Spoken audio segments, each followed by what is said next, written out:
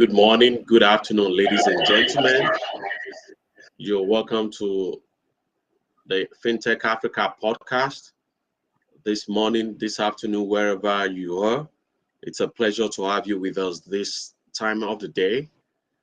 Without wasting too much time, I'll just give a brief introduction of what our Fintech Africa podcast is. Africa is experiencing a rapid transformation in the financial sector with the rise of fintech. The continent is experiencing unprecedented growth in mobile phone usage, and this has opened up opportunities for digital financial services. The fintech industry in Africa has become a hub of innovation, with startups revolutionizing traditional financial services. Fintech Podcast is about to explore the latest trends, developments, and future of fintech in Africa. The primary objective is to provide a platform for fintech enthusiasts, experts, and industry leaders to discuss the current and future state of fintech in Africa. This morning, we have with us Mr. Olusegun George, the CEO and co-founder of Jamboro. Mr. Olusegun George, you're welcome to Fintech Podcast this morning. Thank you, Olu. Good morning and good afternoon, depending on where you're viewing from. Glad to be here, and very excited about this sector in general. So it'll be very good to give some insight into what we're doing and what we're looking forward to. Thank you. Thank you very much. This morning, our topic for discussion is the benefits and challenges of implementing fintech solutions in SACCOs and cooperatives in Africa. In recent years, fintech has emerged as a game changer in the financial sector, with the potential to revolutionize the way SACCOs and cooperatives operate in Africa. By leveraging the power of technology, SACCOs and cooperatives can improve member services, increase operational efficiency, and promote financial inclusion. However, implementing fintech solutions is not without its challenges, and SACCOs and cooperatives must navigate a complex landscape of technology options, data privacy concerns, and member trust issues. In this podcast today, we'll be exploring these benefits and challenges with experts in the field, discussing best practices for fintech implementation and exploring the future of fintech solutions in SACCOs and cooperatives in Africa. And I'm glad to let you know that Jamboro is on the forefront of leading in this field. Without wasting more time again, I'll be asking Mr. Olusegun George. Can you start by introducing yourself and tell us a bit about Jamboro and your experience with working with SACCOs and cooperatives in Africa? Sure, it'll be a pleasure. I'm Olusegun George, co-founder and CEO of Jamboro Limited. My background has predominantly been in investment banking and financial services before delving into tech, consulting and management consulting as well. I've traveled extensively across Africa, which enabled me to conduct adequate research to talk on this subject matter. And myself and my co-founder, how we divided and conquered across 23 odd countries in Africa, enabled us to gather the relevant information and the feedback that we needed to start our company. Our company is called Jamboro. We operate in about 7 countries in Africa right now, and looking to actually embark on expanding rapidly across 33 countries in Africa. Myself and Moses Onitilo set up the company, and we're old business school and high school buddies, and lived in different parts of the world. He lived in America, I lived in the UK mostly, before moving back to Nigeria. And we've always talked about solutions and what we intend to do for the continent. And basically the subject of financial inclusion came up. And we just realized that there were so many gaps in that market that technology could finally solve.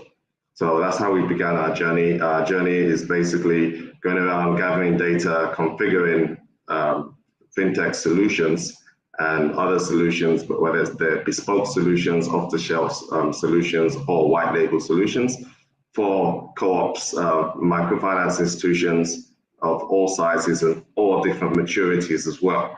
So in some instances, we actually had some of the SACCOs or the co-ops that have no sense of automation whatsoever.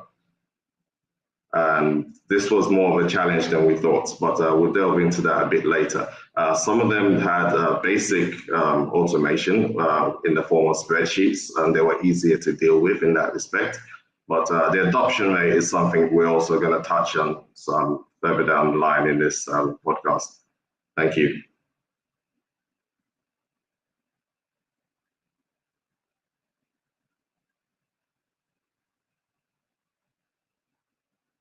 Thank you so much, Mr. Shegun George.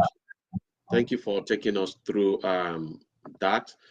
Please, can you tell us what are the advantages of having fintech solutions in cooperatives? Sure. So the co-ops and the SACCOs, as we see them today, actually began probably centuries ago across the continent in the form of localized savings groups, where in West Africa, for instance, they're better known as Ajos in the Yoruba language, or Esusu, or Susu in some of the other West African states. They've been going on for a while, but they weren't formalized, they weren't regulated, they had their internal kind of administrative hierarchies, but there was nothing really regulated or formalized in that sense. And as these numbers grew over the years, the offerings grew, the demands for better service grew, and basically the admin and the governance around it actually needed to be more formalized. And that's where the SACCOs and the co-ops and what have you came into the forefront.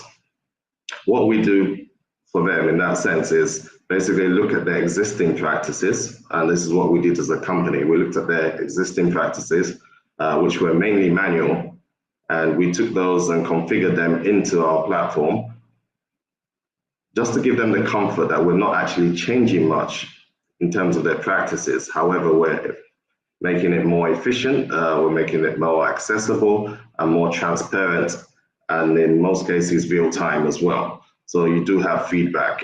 What the manual operations were doing back then, it was they were blindsided some of the members. So then crept in the issue of trust. But when we're talking about trust, I've been to meetings of some of the localized or the traditional SACCOs or co-ops that we have, and they have an administrator, they have a treasurer, and they have a chairperson who will conduct the meetings on a regular basis, do the collections. The collections were done manually, mostly in cash in some instances. Also, they would read out your balances, and some of them didn't have paybooks or any form of statements. So they would actually come to the meetings and verbally read out your balances. So they'll sit down and tell you, Madam Alayo has 50,000 in her account, Sarah has 20,000 in her account, and that was taken as gospel. However, we found out in some cases that some people have actually had the misfortune of losing their funds. And when I say losing their funds, this so-called administrator would come to the meetings, read out their balances, but not deposit the monies that they were contributing on a regular basis. And when it was further down, investigated down the line, we found out that some of the money had been siphoned or had been absconded with. So those are the dark side of the manual processes. Also, we're looking at the operational efficiency that surrounds this as well. If you have a SACCO of, say, 10,000 people, 1,000 people, and they were to apply for a loan all at the same time, it will take ages to actually process that paperwork and look at the collateral and what have you. However, with automation, you're able to actually look at an instant credit score and make an instant decision right there and disperse within a short space or period of time. We're also looking at the user experience. Like I mentioned, some of the members were blindsided. Do you want to continue that, and how encouraging is that for you to actually grow your membership if people had trust to worry about? So what we've done is make sure everybody that has access to a phone, it doesn't even have to be a smartphone, it could be a feature phone, and you could actually use that on a USSD basis to actually access your, make your contributions, one, and also access your balance on demand. So that's another one. I'd like to also touch on the data and the analytics behind this. So the analytical side of this is able to enhance the decision-making process, also provide more efficiency in that sense, and at the same time, what you're looking at is what can you use for this data. So we have certain aspects of our application whereby you come in onto the platform, maybe you apply for a loan, and they would ask you what is the purpose of the loan. And from asking you what the purpose of the loan is, actually gather data. So if every time you come to the platform, the purpose of your loan is for medical care, we can actually find a medical solution for you, or medical insurance, or package that will actually be a lot cheaper than paying on demand. So those are the areas that we touched on when we're looking at the benefits. We're looking at scalability of the SACCOs as well.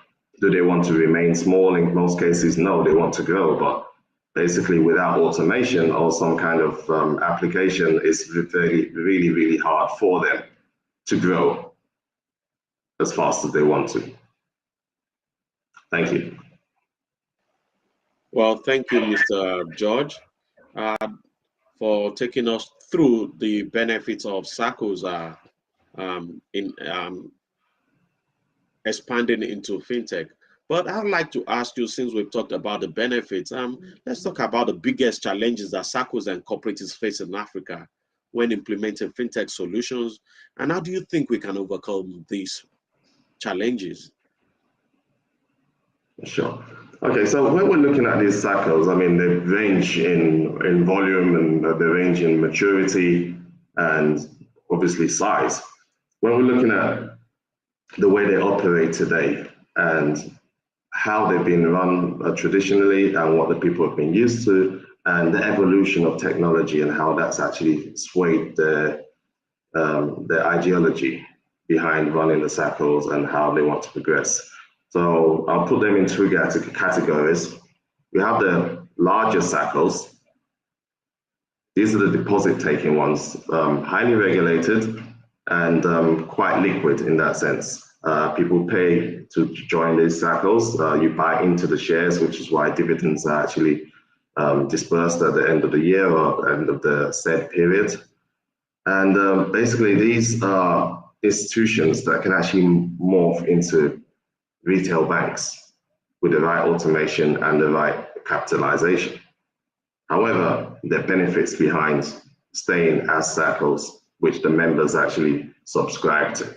So for instance, you can have a SACCO of farmers, where farmers will come together, sit down and think, oh, we need mechanized equipment. So they might need tractors, processors, they might need warehouses for storage, etc. However, they don't have the capital to do this. So they come together collectively, start a savings group or co-op, and in numbers, you have more power and more bargaining power as well. So we can go to a leasing company and say, you know what, we can actually link you up with a leasing company and say, we can lease you tractors and you pay back over time using your collective savings as collateral. And that appeals to them more than anything else, because you're looking at the commercial value behind it and how they're adding value to their ecosystem.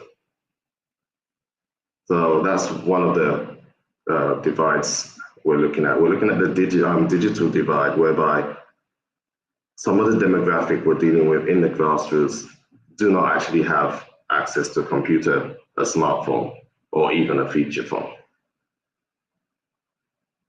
So how do you service them?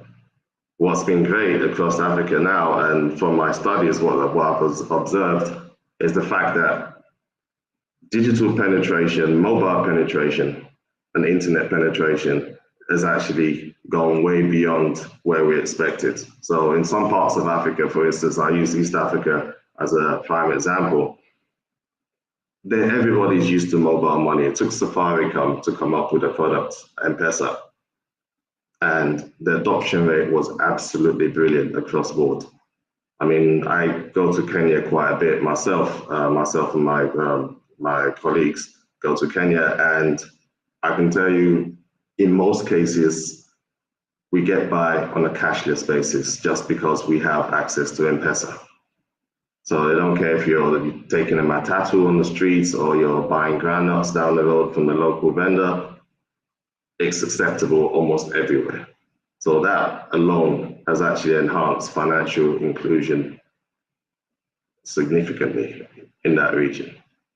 So we want to see more of that across Africa. West Africa, I think some resistance has been put up in that respect in terms of the adoption. And I think in West Africa right now, I think Ghana is actually leading the way.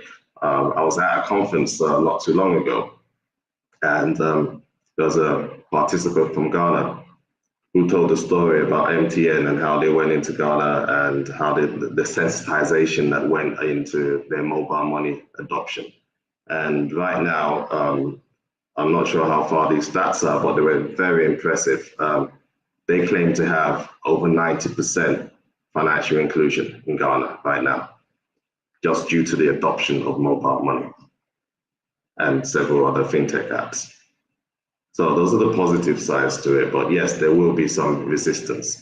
Then the other thing is risk as well. Some of the members, whether they will adopt it, whether they're going to put up resistance against it because it's not something they're used to, or the sensitization wasn't done properly. But in most cases, they will come up to you and they'll ask certain questions that, oh, all this data you're collecting on your platform, are you going to steal all my members and bring them to your own SACCO, or are you just a service provider? And just to get the record clear, we are a service provider. We do platform as a service or software as a service. Then one of the other challenges around this is regulatory compliance. In Kenya, again, I use an example. When we went into Kenya, we actually went to the regulatory body that looks after SACCOs. It's a body called SASRA. And basically what they do is that they ensure compliance across the board when it comes to SACCOs and co-ops. So whether you're going to register as a co-op and whether it's for verification, and it's actually quite good because even for new members, if a SACCO approaches you or comes to market you in some sense, and you're wary about their operations, you can actually go on the SASRA website and check the validity of that SACCO. So it gives you much more comfort in that respect. Then also what we, this is my final point on this matter, the change management that needs to be adopted by the SACCOs themselves, whether they're ready for digitization, whether they're ready for automation or not. Some of them actually really do feel more involved participating in the manual aspects. They like the person-to-person feel about it. But when you bring in automated systems and what have you, they're not thinking about the value proposition you're bringing to the table, not thinking about the advantages of using a system. In some cases, they think about the costs. How much is it going to cost them to run this system? Because their members have put money in as share capital, and they're not willing to invest this money in technology because they don't see the need. However, as they scale, they will see the need, they'll see the benefits behind using an automated system and a system that can give them real-time information as well. Thank you. Thank you very much, sir. You've talked about the benefits and the challenges of fintech in SACCOs, and that's quite understandable. But let us look at it this way. Let us just deviate a little bit. How do you think fintech can create the need to maintain member trust and confidentiality? In essence, fintech, can it help SACCOs to maintain member trust and confidentiality that is very key in SACCOs and cooperatives? Thank you. Yes, trust is one of the ultimate things that people would actually want to resonate on when joining a SACCO or co-op in any extent. So I'm saving money with you. Can I trust you to bank my money? Can I pull my money out with adequate notice? Or in the case of an emergency, can I access credit? and so on and so forth. Those are all the things that fintechs have actually made way more efficient and made way more attractive to members of SACCOs and co-ops. So what we're looking at is traditionally, and this is part of the research we actually conducted, traditionally I'll come, I'll apply for a loan, I'll put in my application, they'll look at my credit history, they'll look at my savings history, whether I'm a regular saver, whether I turn up to meetings regularly, my attendance is taken into cognizance, my length of service within the my length of service within the co-op is also looked at. Then further down, they also go down, they'll drill down further into small clusters of groups. So the cluster within the group would be 3 or 4 people that can actually vouch for you or stand as guarantors for you for the loan. And all of that was done manually. Everybody that had to be contacted, they had to respond, they had to put in their written applications and their approvals and what have you. And that could take anything from 3 days to a week, depending on the response. Or they can tell you, they'll give you a decision at the next general meeting. So the fintech platforms have actually helped eliminate all of that paperwork and the bottleneck behind the decision-making and the processing of such applications. Also provides you with a real-time feedback. So with an automated system or an application like ours, you'd go on there and basically you can do a pre-approval of your loan. You can go on there and say, oh, let me check my credit score, because all the loans that are being provided on the ecosystem by the lenders on our platform who are registered and licensed, I need a credit score of 5/10 or 6/10 to apply for this loan and get it at the offered interest rate, which is taking into cognizance the risk element of it also. At the same time, on the platform, to cover the risk even further, we have insurance partners.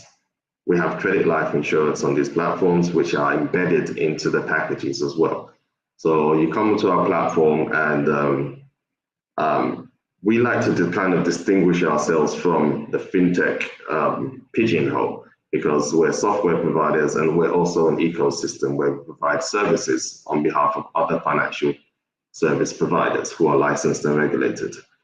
So you do have the dark side of fintech as well, whereby you have what we classified as loan sharks.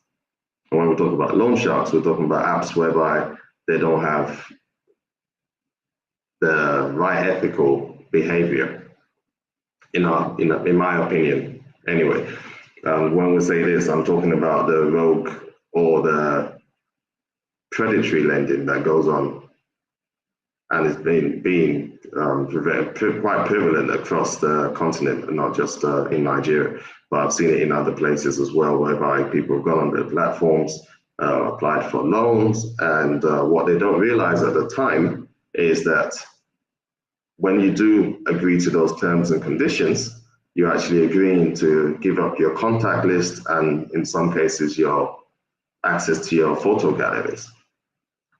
These are then used against you if by any way you default. Threatening emails go out, or threatening SMS messages will go out to your church congregation or your brothers in the mosque. And basically what they're trying to do is to shame you into paying back quickly at a default rate. So we've seen rates go from 5% a month, compounded up to hundreds.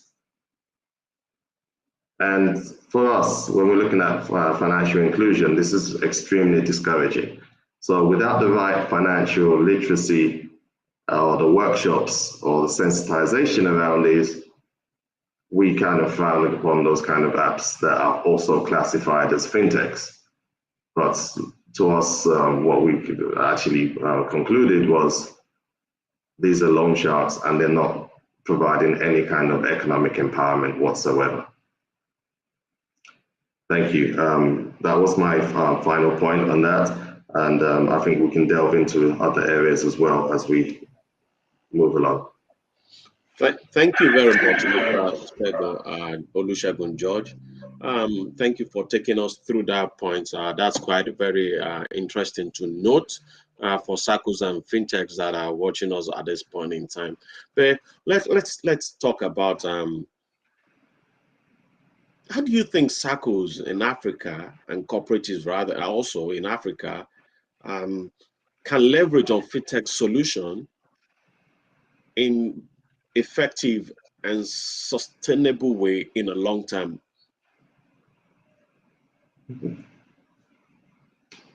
So for the future, leveraging of technology will definitely help. It helps in terms of scalability, helps in terms of efficiency, and a lot of these apps are only going to evolve to meet the demands that keep coming through. So it's like normal basic mobile phones that we had back in the day. You know, back in the day, you had a mobile phone, you could make calls with it, you could receive calls with it. Later on, they added text messaging, they added photography, video, chats, live chats, etc., etc. And they also increased the capacity of the phones in terms of memory and data storage and what have you. That's going to happen with the SACCOs as well. Sooner or later, some of the larger SACCOs, like I said, that are deposit taking, will eventually morph into regular banks, either microfinance banks or even retail commercial banks, because they're that big. Some of the smaller ones, the ones that are fully manual right now, will be forced to adopt technology. And when I say this, I'll be more specific on this. When we're talking about growing the SACCO movement itself or the co-op movement itself, the average Gen Z person out there would say to you, oh, my mom or my dad belongs to a SACCO, isn't that for old people? And that's what we found out from conducting research. But if we make it more attractive, like I said, there may be people from all sorts of walks of life that could join SACCOs. And not to say that, you know, that would compete with banking services or formal banking services, but it's just an alternative investment route that people could take and say, you know what, I want to join this SACCO, because SACCOs are actually formed for a number of reasons. So I know of people, for instance, across the continent that join SACCOs because these SACCOs are into real estate, or they buy land and develop further down the line, or maybe they're into farming, they're into fishing, or any kind of artistry you can think of. They come together because they have a common interest or a common goal. And when they do come together, they look at the possibility of joining this SACCO, what this SACCO has done in the past, and if they grow their membership, the potential of these SACCOs, how they could be. We've come across a couple of those on our travels as well. It's actually a women's group, to be precise. And in this women's group, they had a mantra of saving $1 a day. They had a membership of 1,000 members in the first year, and eventually this small group grew into like 5,000, and they were able to purchase hectares of land to go into farming. After they concluded with their farming project, they grew even more because people heard of this and more members joined. They grew their membership to, you know, into the tens of thousands, and came back and said, you know what, how about as women, we want to start owning our own properties. Let's build an estate. So on that land, we also linked them up with an affordable housing developer, and they were able to build bungalows across that land. And it gave the women such a sense of empowerment and independence that word got out about this as well, and they were actually inundated with applications for membership.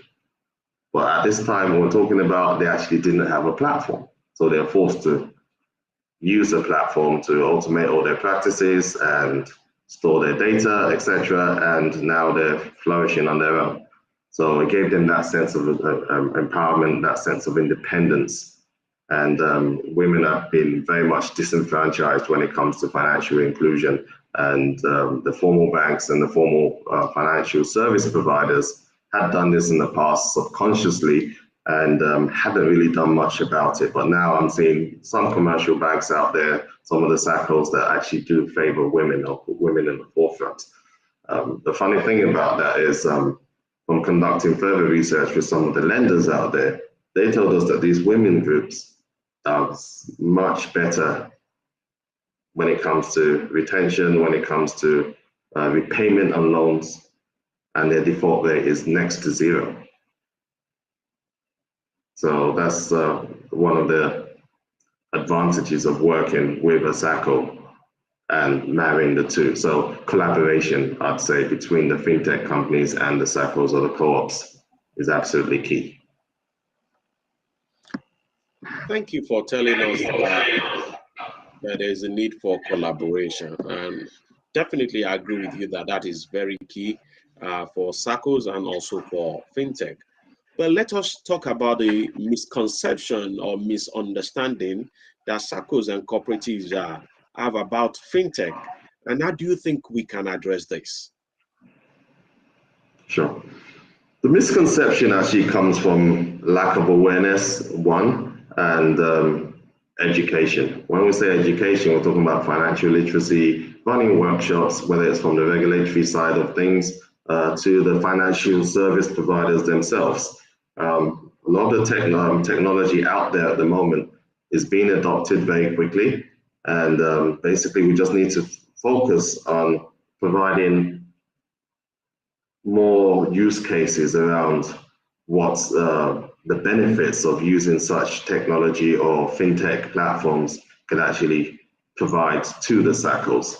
So they have to see it as a win-win situation whereby, you know, I've been to some of the SACCOs and they're like, oh, the women here don't like computers, they don't use their phones, they only use it for M-Pesa and to make phone calls to their families, etc., etc. But in some cases, we actually had to localize the USSD messaging into Swahili and some other African languages to say, you know what, if you can use this, it's a number system, you don't only have 5 features on there, and basically the use case is increased dramatically.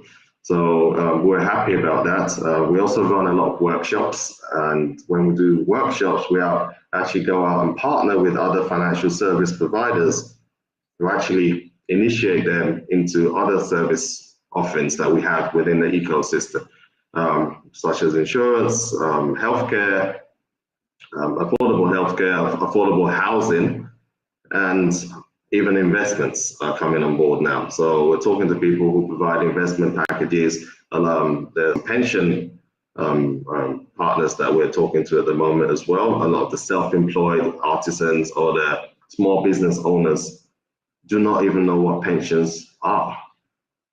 So in some cases, we've actually had to go out and tell them that you would realize that at your age, you need to have some kind of backup plan, or you need to have some kind of safety net when it comes to your income and your livelihood. So yes, the health is well on one side, and also we look at the pension savings schemes and other investment schemes that you can also get into as well. Thank you. Thank you very much on that. You touch on the basic points that we need to know on that. But let me also ask you, you've talked about regulations when you started. How do you think we can work more, or what do you think regulators can do also to help SACCOs and cooperatives adopt fintech solutions? Sure. So when we talk to the regulatory bodies across board, what we looked at was collaboration, basically. So we want collaboration between the fintech providers, the SACCOs, and the regulators to say, you know what, if there are new policies that you need to adopt or you need to roll out into the general public or across the industry, we need to be aware of that also. So we attend meetings, regulatory meetings, we attend co-op meetings periodically as well, just to be in the know of what's going on. Sasha do a good job of having a website where you can actually go there and see if there are new policies that need to be adopted or we need to be aware of. And very quickly, we have to swivel and adopt those policies and also configure them into the platform if they're not already there. The SACCOs themselves also need to communicate this to us as and when they want these implemented or how it's going to affect their operations, etc., etc. So yes, we're very much aware of that and we're carried along. So that participation is actually key in terms of the collaboration that is afforded to us to keep us in the know, one, and also for the SACCOs to stay on top of their game and not get caught out and fined or suspended from operations in any way. So that's the collaboration is key in that respect. Thank you. Collaboration is key across board, whether with regulators, fintech providers, and SACCOs. That is very important to know for everybody. But let's talk about the competitive landscape that is evolving for SACCOs and cooperatives. More fintechs and startups are entering the market. How can these organizations stay competitive while still maintaining their unique value proposition? Sure. So the fintech landscape is a very interesting one. As you mentioned, it's very competitive, and through competition drives more innovation, better systems. It allows you to actually go out there and think even more about the service offerings you're providing or bringing to the market. It makes you reassess your value proposition in general around that. I mentioned collaboration, and basically, we as a company have actually collaborated with several fintechs that thought we might have been competition, but we're actually more complementary to one another than competitors in that sense. So yes, we do partner with, I mentioned a number of fintechs that are out there in insurance, whether they're pension fund providers, whether they're healthcare providers, but all within the fintech space. But how do they see one another, and how do you market to a SACCO that you have no relationship to, if not for collaboration? So rather than look at the competitive landscape, I look at the complementary and supplementary services that could actually be accessed or used across board when it comes to the ecosystem and how people benefit from the ecosystem. The savings and co-ops will continue with their normal practices, but we just bring enhancement to their efficiency, to their scalability, and like we said, the real-time solutions that we bring to the table, which comes to decision-making and access to data, and also the data analytics that we also provide, helps them make more informed decisions, helps them drive efficiency even more. It can drive their membership drive as well, because basically you become way more attractive if you're automated than if you're just running manual processes. Like I said, if you do want to appeal to the younger generation, you do have to adopt technology. There's no way around it. Some of them might join, but more of them will join if they can use an app. You know, I've spoken to young Gen Zers, and even the traditional banking, the formal commercial banking and the retail banking format actually frustrates them more than anything. I mean, taking a youngster into a bank now to queue for hours just to withdraw an amount of money just seems bizarre to them. So if you can't do it online and you can't automate your processes, there's no way you're ever going to appeal to them. Thank you.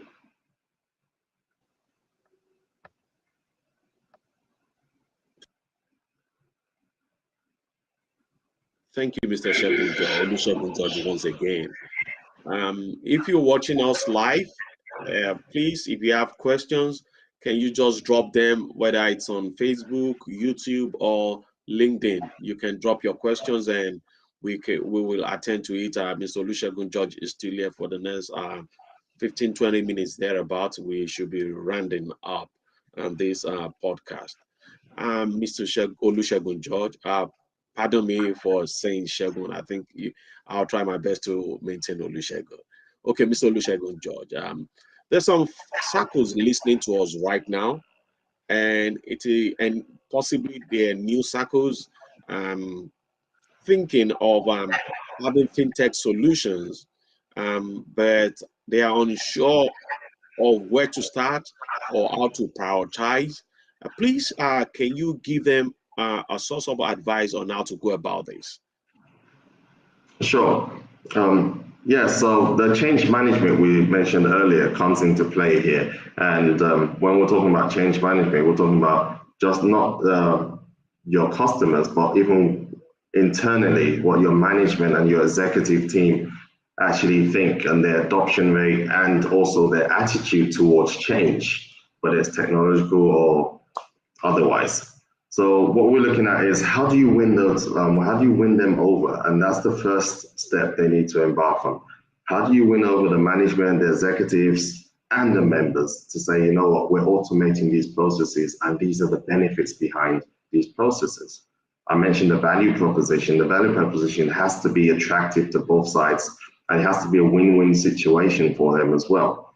What they're not looking for is basically you coming to impose automation on their existing practices, because for some of these SACCOs that conduct themselves manually, that's actually their livelihood. They go around, they attend meetings, they take attendance, they listen to grievances, they listen to ways to improve the efficiency of their operations, they do the administrative aspects of it, and they like that human interaction in general. So the automation of these processes, or technology in general, will take some of that aspect away from them. But with a platform like ours, it actually doesn't, because you can actually conduct your meetings either using our platform to store your minutes, so everybody's aware of what was said and what decisions were taken within your meetings. You can use it for attendance. And obviously, like we said, we do credit scoring within that. So there are a host of benefits that you could actually benefit from using a platform like ours that's so robust that it actually also almost becomes a super app.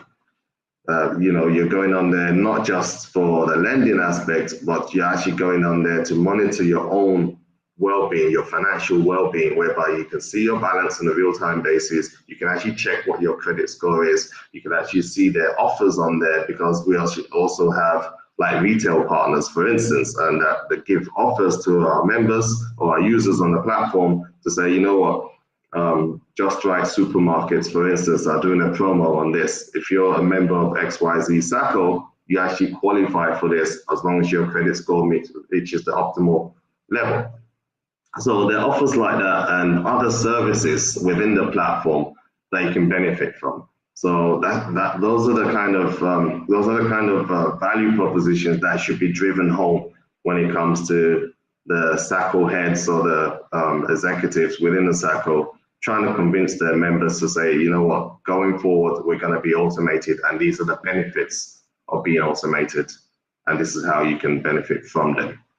So yes, in that case, the adoption might be a bit slow. However, when we're looking at it, another big contention with them would be the investment in technology. How much is it going to cost versus how much, or how beneficial this is actually going to be to them in that sense. So yes, in some cases, we've spoken to some of the SACCOs, and they'll be like, oh, we're only a small SACCO, we're 1,000 people, and we're still managing with our manual ledgers and spreadsheets. In some cases, some of them only have written records, which are manual ledgers, that are handwritten. So again, it gives me an opportunity to sell the value proposition to them, to say, you know what, this book that you carry around acts as your ledger, your register, and everything else. What happens if it got lost? What happens if it got destroyed in a fire? Do you have a backup? And in most cases, they don't. However, if you have an application or you have technology, you can actually back up your files, and our system resides in the cloud. So disaster recovery and all of that is taken into cognizance as well when designing the system. So those are some of the advantages of having an automated platform or application to actually run the SACCO or the core. Thank you. Thank you very much for that. You mentioned something about cloud, and I think that's something we need to talk about a little. Most SACCOs don't understand what it means to have cloud. How can you use this forum to explain to SACCOs listening to us what you actually mean by cloud and how this can be beneficial to them and their services? Sure. So in that sense, once you get automated, you're going to have to store your data somewhere. In some cases, primarily it's stored on a device. and secondary is going to be stored in either a tower or a data center, depending on the maturity of the organization as well, or the co-op.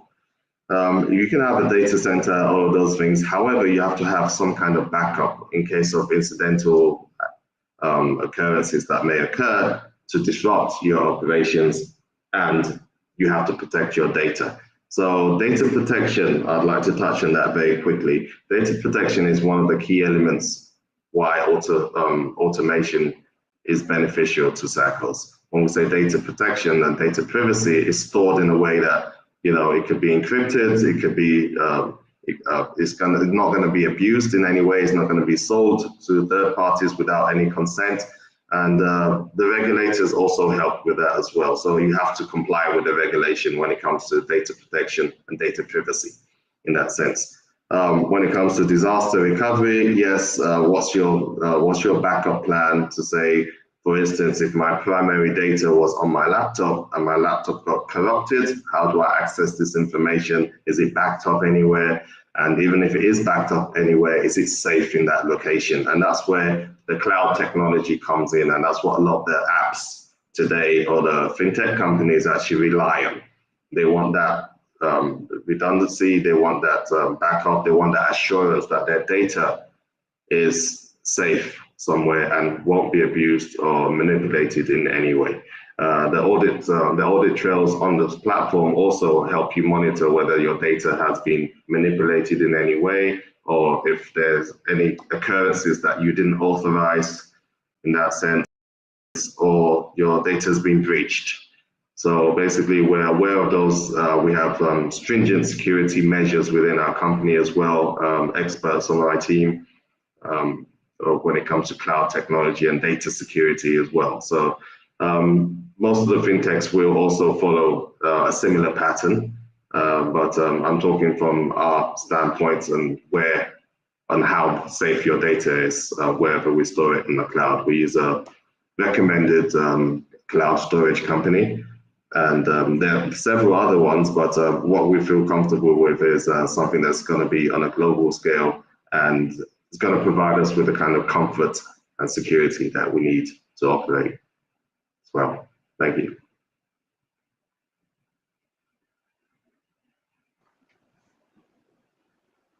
Thank you very much.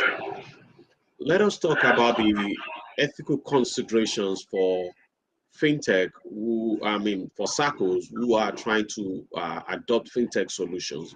What are the ethical considerations that they should keep in mind when going for fintech solutions? Okay, so basically what you want to protect your data, and you also want to maintain the trust of your members. So basically your members are thinking, okay, we've been operating for decades now, and we're comfortable with the manual operations we've been conducting. However, we're moving to this technological age whereby the fintechs are coming into play. We're part of these fintechs, we're subscribing to multiple platforms and what have you. How safe is our data, and how can we ensure that our data isn't being abused in any way? And that comes as one of your disclaimers on the application itself, and it also comes with your compliance in-house and your regulatory compliance as well. We want to ensure that none of those compliance regulations are breached in any way. We're protecting your data. We're making sure that the regulators are also doing their job, and the regulators are also able to have oversight over how we conduct our business as well. And basically, if you do want to operate in this space, just bear in mind that, yes, you are regulated because you are within the financial service sector, whether it's informal or formal. And if you are providing those services, you want to make sure that you're actually going to comply with any such regulation and not abuse the trust of the users of your platform. So that goes across board. You're trying to sustain the trust with the organizations and the end users as well. Thank you. Let us talk about what concerns us majorly, and that's financial inclusion. What impact do you see fintech solutions having on financial inclusion and access to financial services for underserved populations in Africa? And how do you think SACCOs and cooperatives can contribute to this goal? Okay, so as a company, when we did the research and we used all sorts of metrics and what have you, but we settled for the World Bank definition of financial inclusion. When we looked at the numbers across Africa, estimated 400 million adults are financially excluded. And when we say financially excluded, there's a whole different measure or metrics that we need to look at. Classifications of people who are also classified as financially excluded because they have no benefit, they have no access to financial services. Some people have no access to credit. Some people do not have a formal banking branch within 10 miles, in some cases 50 miles of where they live. We've been able to bridge some of these gaps by using the agency network. So across Nigeria, for instance, across Kenya, you'd see kiosks all over the places, POS providers, and agency network partners across board. So they've been able to penetrate some of the areas that were neglected in the past by the formal sector because they wouldn't see it as profitable to actually go and set up a branch and just become a cost center somewhere. So it didn't make financial or economic sense to them to go and build a branch in the middle of nowhere. Also, we have to look at other factors. Do they have internet penetration in those areas? Do they have mobile accessibility in those areas? In some cases, no. In some cases, they even don't have, they don't even have access to electricity. So those are some of the factors we have to consider when we're looking at financial inclusion and how to actually bridge that gap. Lots of fintech companies have actually gone way and beyond what the formal sector have done by going into this demographic. We went into the grassroots ourselves and conducted some of these workshops that actually enabled us to sit down with them and think, you know what, if you guys get more organized, we can actually bring more services to you. Some of the challenges we had in that case were the literacy rates, not just the financial literacy, but the general literacy rates were low in some cases. However, we were able to localize some of the workshops and the offerings that we actually went out and provided. And they were amazed at how simple some of these things were. And these are things that had never been taught to them. They've had no formal education or financial education in that sense. And they just didn't know what was available to them. Some of them were market women, for instance, who had stock stored in their kiosks or their shops or their stores. Basically, what would happen is they would lock up every day with all their inventory in there, and they had their own local security guys that actually looked after the markets. But in some incidences, they were actually robbed and their inventory was stolen. So we started talking about options and how you could actually prevent such losses, or even if you couldn't prevent them, how you could recover from such financial losses. Because this is their livelihood we're talking about. So we introduced them to insurance packages and actually went up there with an insurance company to conduct a workshop and tell them the advantages of actually having insurance. So basically what we're doing as fintechs is spreading the gospel when it comes to financial services and access to financial services. So not just spreading the gospel, but making sure that ecosystem is well fed and the heartbeat of this financial inclusiveness actually remains within the fintech industry in terms of collaboration with the formal sector and other fintech and technology players across the board. Thank you. Thank you, Mr. Olusegun George. We'll take a short commercial break right now. Thank you.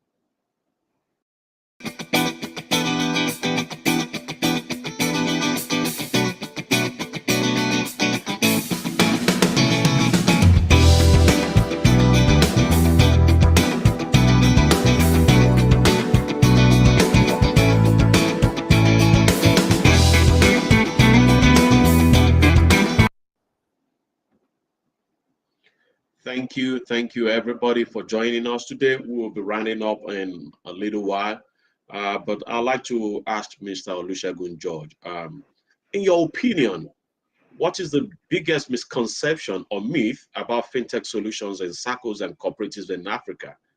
And what do you think we can do to dispel the misconceptions? Sure.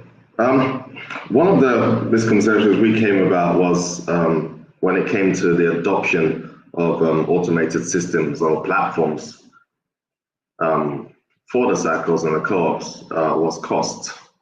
So they're thinking, they've actually gone out and spoken to some of the core banking platforms out there, and the costing wasn't favorable for them. So the fact that we work on the basis whereby we conducted the research and we actually configured this for the cycles and conducted the research to do that as well enables us to actually appeal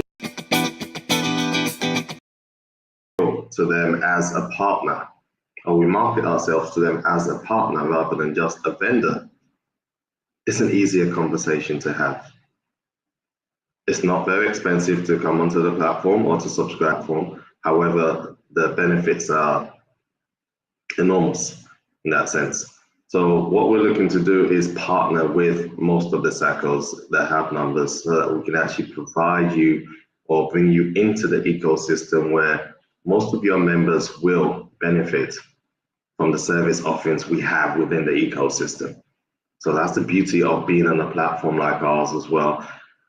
You're not just looking at one aspect, you're well-rounded in the sense of offerings, what's available to you, how it's going to actually help you scale, how it's going to help you grow, how it's going to give you the publicity and the adoption rate that you're actually going to benefit from across the membership boards. You get people coming to you because they look at you as efficient, they know you're regulated, and within that ecosystem, there's so many beneficial services to the members and to the platform in general, and other service providers also come into that ecosystem to actually service a wider demographic that they wouldn't necessarily ordinarily have gone to advertise directly. So what we tend to do is a B2B model on our platform, so it's a B2B2C. So yes, the providers look at the SACO and the SACO service their members. And that's the operation, or that's the operational advantage we have to actually penetrate the market and scale a lot quicker than doing a B2C business. Thank you.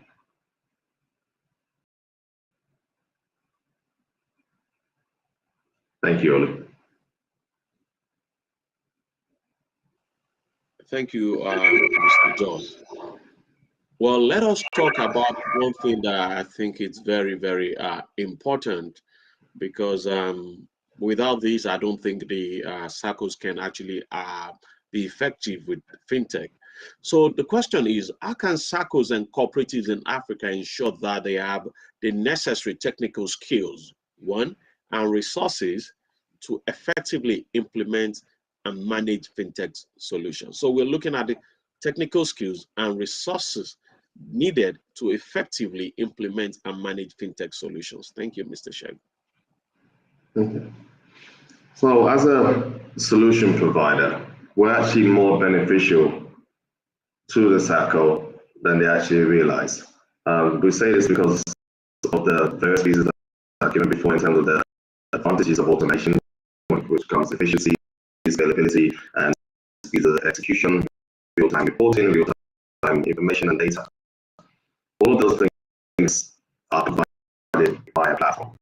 However, when it comes to the implementation and the adoption of such a platform, what we're looking at is how do we work with these cycles? And like I said, we don't appear to anybody as a vendor.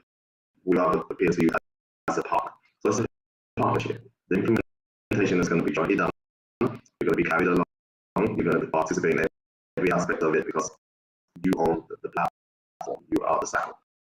So basically, you're the user. You have to adopt it, and your users have to benefit and like what they see at the same time. So that user experience is key to us.